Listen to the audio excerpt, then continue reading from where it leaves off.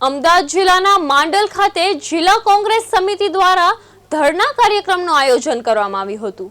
મોંઘવારી, ભ્રષ્ટાચાર અને પેપર લીક જેવા મુદ્દાઓને લઈને કોંગ્રેસના આગેવાનો અને કાર્યકરોએ સરકાર વિરુદ્ધ ઉગ્ર સૂત્રોચ્ચાર કર્યા હતા।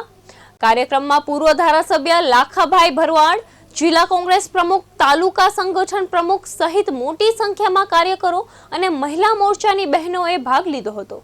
બાદમાં રેલી કાઢી મામલતદારને આવેદનપત્ર પાઠવી વિરોધ નોંધાવવામાં આવ્યો હતો। શાસનમાં આજે મોંઘવારી એટલી વધી છે કે ગરીબ મધ્યમ વર્ગના લોકોએ જીવવું દોહલું થઈ ગયું છે।